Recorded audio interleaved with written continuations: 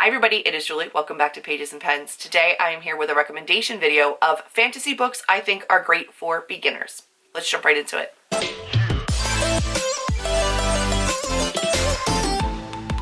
Fantasy can be a daunting genre. It can be difficult for you to jump in if you are mainly a contemporary reader or a horror reader or somebody who just does not enjoy high epic fantasy, different worlds, crazy world building. If something like Lord of the Rings with made-up languages and different kinds of species is just way too complex for you and it seems intimidating, this is like a step into the baby pool of fantasy and things that I think might actually really work for you if you're interested in doing fantasy-a-thon coming up, but fantasy books really intimidate you. These might be fantastic ones to put onto your TBR. That's what you're going to get in this video, is all my recommendations for beginner fantasies or fantasies that I think might be easier for you to dip your toe into right at the beginning of your fantasy journey. Let's go over the books that I think are fantastic fantasy starters. There are a couple that I can't find. They're somewhere in these shelves, but I think I got the majority of them. First up, we're going to start with a new read of mine, and that is The Seas by Maggie Nelson. This is one that was actually recommended to me by Sydney, and she had said that this is one that I might enjoy, and I really did. This is more literary fiction. It does follow a YA protagonist, but it is pretty adult. This one is about an age gap romance between a girl in a seaside town where drinking and alcoholism is rampant. It's not the best way of life, and she falls for a soldier who has come back very, very battered and torn.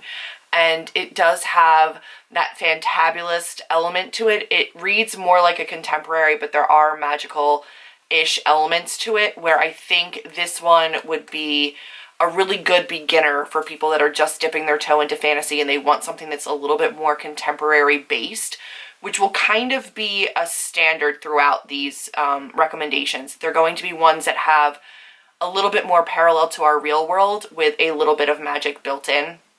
So this is a really good starting point as well for me. I will also say that The Hazelwood by Melissa Albert, this is my arc. This is another fantastic one to start with if you are just getting into fantasy. This one really parallels a contemporary and then a fantasy. So it's almost a portal fantasy where we have a lot of contemporary life, and then in the portal section it is very fantasy heavy. But if you want it to be kind of eased into the fantasy, the beginning part of this is very contemporary. The end part of this is very fantasy. This might be a good starting point for you. This is also pretty polarizing. People either love it or hate it. I really enjoyed it, but I don't have an issue with fantasies or portal fantasies or things like that. So that's a great one. Rules for Vanishing by Kate Alice Marshall. This is one that is more horror, but also has a lot of fantasy elements to it. So if you are maybe a fan of thrillers or horrors, if you're a fan of like police dramas, but you want to dip your toe into fantasy, this is a great one.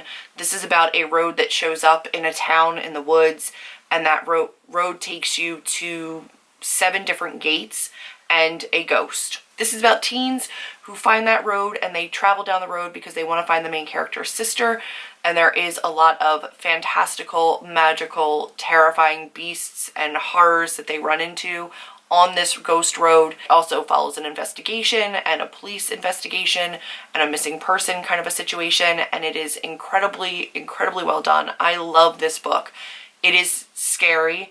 It's definitely leaning more towards like the thriller horror, but it also does have fantasy elements, and it's still set partially in the real world as you go through this police investigation. So this again has that like contemporary with fantasy. If you're already coming from like the horror spooky genre side of reading, then I think this is going to be a great transition for you. And I loved it. I 5-starred it. It's fantastic. Then we have an author whose work I just adore, and that is Moira Foley Doyle. I have All the Bad Apples by her, as well as Spellbook of the Lost and Found. Ireland-based, like, witchy fantasies, but they're set in a contemporary world. But you do have things like harpies in this one, and magic spells that bring lost things back to you in this one. Both of them follow incredible friend groups that are all queer and diverse and fantastic. Each of them have like a message and a theme that run through them. I 5-star the majority of her books. And even if it's like more 4 stars, I think I did 4 stars for All the Bad Apples, but it stays with you. It's just gorgeous writing. And again, if you're just trying to get into the fantasy genres and you don't want to dive into like a full world fantasy, these are fantastic ways to start. Katrina Leno, who as an author writes this like fantasy-lite, fantabulous genre where it's mainly contemporary, but there's always some kind of like a magical twist to it. They're so minimal that if you really are more of a contemporary reader, you're probably going to really like these because they are not fantasy heavy. These are incredible. This is like the diet life, the light life of fantasy. But again, if you're really nervous about fantasy, this is going to be a great place to start because it just has the tiniest little sprinkle of fantasy in them. Which I will also say for Shea Earnshaw. This is The Wicked Deep, this is Winterwood, this is the Lit Joy Crate exclusive cover, which I have not actually showed on my channel yet. But this is the dust jacket for Lit Joy. Underneath, it does still have the original dust jacket. I just put the new one over it. Both of these are set in a world that you can recognize as contemporary, but definitely has magical aspects to it. This is about a town called Sparrow, where it is said that 3 witches were drowned off the coast, and every year in the summer they come back and they lure boys to their death in the water. This one is about a witch who lives in the woods and a camp across the way, and she finds lost things in the woods, and one day she finds a body in the woods. Both of them have magical aspects, both of them have like witchy vibes to them, but they are set in a world that you can recognize as more contemporary. This one is actually the buddy read, the unofficial challenge and buddy read of Fantasy-a-thon this round, which is December 13th to the 22nd. So these are all recommendations that if you're nervous about fantasy, that I think are going to be great for you. Also, if you're like horror, thriller, scary readers, these might also work for you. I don't think they're like chilling or horrifying, but they do have darker tones to them. Then we have The Diviners by Libba Bray, which is a giant chunker of a book and a chunker of a series. However, this one is not what I would call contemporary because it is set in the 20s. Technically, a contemporary needs to be set in like our modern times. But it does follow a world that you could recognize as our own, but with a magical twist. So there are diviners in this world that have magical powers. Our main character Evie is able to hold things and like glean information about the owner from them. But there's all different kinds of powers in this world, but within a world that you recognize as your own. So think like Harry Potter-ish when there's magic in the Muggle world, kind of like that. But a lot less even fleshed out than like a Harry Potter magical system. So this one's really relatable and kind of easy to get into if you're not really a fantasy reader. I will say this one also leans towards the scarier side of things. So I wouldn't say straight horror, but definitely like thriller. There are some like spookier aspects to this book. And if you can, the audiobooks for this series are fantastic. This is one that I think a lot of people who are nervous about fantasy can get into, and it does have like a magical element that is definitely fantasy based. This is not real life kind of situations, but I think that most people will find this a lot more relatable and easy to read. A couple of graphic novels. So if you're a graphic novel lover, I think that these are fantastic ones to start off with. We have something like Mooncakes, which is incredibly diverse. This features a fantastic female-female relationship. It follows a witch and a werewolf. In general, I think that the majority of graphic novels in the fantasy genre are going to be easier for you to get into. Things like Witch Boy, which is like a more of a middle grade-y graphic novel about a boy who's a witch. I think those are going to be fantastic. I would say maybe stay away from something like The Divine and the Wicked or Monstrous, which I think are very, very heavy on world building. And maybe stick with something more like Katie O'Neill, who does the Tea Dragon Society, or Aquacorn Cove. I think these are going to be a lot easier for you to jump into as well. There are plenty of others like Spell on Wheels. You have something like I Hate Fairyland or even Saga that are fantasy based that are a little bit easier for you to get into. I do think there are some intimidating graphic novels out there, but in general, most graphic novels in the fantasy genre are going to be a little bit easier for you to jump into if that's something that you want to try to read. Then we have a couple that I would say are more just straight fantasy, where there's less of a contemporary feel to them, with the exception of maybe Every Heart a Doorway by Seanan Mcguire. I adore Seanan Mcguire, but some of her work is very, very heavy. In terms of relatability to early fantasy readers, I think that Every Heart a Doorway in this series is going to be your best bet. It does follow children who have come back from fantasy portal worlds and they're trying to adapt to life here, at least in Every Heart a Doorway, which is the first of the series. There are now 5 books out, or about to be 5 books out in this series. This one follows them at their school, which is more of a contemporary setting, but it does discuss their magical worlds. Down Among the Sticks and Bones, which is book 2, is set fully in a fantasy world. And then number 3 is going to be Beneath the Sugar Sky, which again is mainly set in these fantasy worlds. Then we have number 4, which is In an Absent Dream, again mainly set in fantasy worlds that they go to through these portals. And then we have the newest one, which is Come Tumbling Down, which is like a split. The majority of it takes place in a portal world, but some of it also takes place at the school again. And I think that they're very, very quick, easily consumed, but very richly built worlds. They can be a little bit confusing if you don't kind of read through the series and stick with the characters, but I think that in terms of consuming a fantasy world that is as rich and as deeply woven and connected as Seanan Mcguire's worlds, this is the place to start with her. They're fantastic, they're diverse, they are absolutely wonderful, they're a joy to read. And if you haven't started them yet, I really don't know why. This is something that you should do. Use Fantasy-a-thon to get started. Then I want to talk about The Hollow Girl by Hilary Monahan. This one was one that took me by surprise in a very, very good way. I read this during October for like a spookier read. This one is completely fantasy. This one follows a girl her grandmother is a witch. Something tragic has happened. She has been sexually assaulted and raped, and somebody that she cares about deeply is violently, viciously attacked in that encounter as well. And she wants vengeance. She gets vengeance on the people that attacked her through spells and through magic, and it is incredibly powerful, incredibly moving. If you are coming from a contemporary field where you really like those really strong feminist female vibes, where you are already reading maybe about sexual assault or sexual assault survivors or coping with trauma, and you're wanting to read something that's a little bit more fantasy based, this is a fantastic way for you to start. This is a gorgeous, haunting tale, but it is completely fantasy based, and it is wonderful, like actually really wonderful. And then I have Beyond the Black Door. This one is by A.M. Strickland. This is a newer release. I did read this in ARC form. This one came out in October of 2019. And this one I'm throwing in there because, again, it's a full fantasy. This is about a girl who can soul walk. She can dream walk into other people's souls while they're sleeping. There's a lot of themes discussed in this that are very relevant to our world. And it's not huge world building. Like, there's definitely ways that you can, like, dive into this in a magical way that aren't very intimidating. I think this would be easy to read for people that are mainly contemporary readers.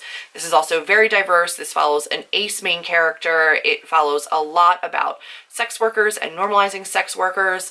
It is incredibly powerful, very, very moving. I loved this book. I think this is a great one to start with if you're interested, and it's available now to you, so you should maybe check that one out. Another one that I wasn't able to locate in my shelves is The Strange and Beautiful Sorrows of Ava Lavender, which is a generational tale about women, and it's one that I've talked about a lot on my channel here. I actually have a full review of that, but I think it's spoilery, so I'll link it down below if you've already read it and you want to know my thoughts on the book. I think I did it for like a Throwback Thursday reread where I vlogged my entire reading process of that book. It is one of the books that is like heaviest on my heart, that I just love, but it is a very difficult one at times. But it's a great one, I think, if you are looking for one that bridges the gap of like magic and real world. So maybe give that one a try. Those are going to be my fantasy-lite recommendations if you want to just dip your toe in, or if you want to prepare for Fantasy-a-thon but you're a little bit nervous. I hope you guys have found some books on here that you can consider reading for Fantasy-a-thon or just in general. Hi guys, it is Julie, and I am here with a little add-on to the end of this video because I decided after filming my fantasy recommendations that I wanted to do 12 days of giveaways. So I will have a video that's going up tomorrow that explains this a little bit more in detail, but for today, what you need to know is that I am offering a giveaway today for the first day of 12 days of giveaways. So from the 13th to the 25th, I will have a video up. I will have a video every day for 12 days. Most of them will be very, very short, and they will just be a vehicle for a giveaway. So I will have 12 different packages and or gifts to give away to my bookish friends here, just as a way of saying thank you. Last year I did like a thing where I put out on Twitter to send me your Amazon wish list, and I went through and I bought books for a ton of people. This year I need to scale back my budget a little bit, but I do have some really cool books to give away. I believe every single one of them, except for maybe one, is signed. Exclusives, and then I have some swag to go along with each book as well. You can enter every single day. If 10 physical giveaways that will be US only, and then I will do 2 that are international for my international people. So that will be just like a book depository gift certificate. I wanted to just be able to give back to all of my bookish friends. I hope you guys know how much I appreciate you. And for the next 12 days, from the 13th to the 25th, all of my videos will have a giveaway. All you need to do is be subscribed to my channel, have your subscriptions public so that I can make sure that you're actually subscribed when I pick a winner. Leave me a comment down below and make sure that there's a way that I can contact you, whether it is a Twitter handle, Instagram handle, email address, something. Let me know that you are, for this first one, US based, because I will be shipping my winner the gift. So make sure that you are 18 or older or have a parent's consent to give me your address, and I will be sending you out a special gift package. That's it. Subscribe, leave a comment down below, make sure your subscriptions are public so that I can double check you're actually subscribed.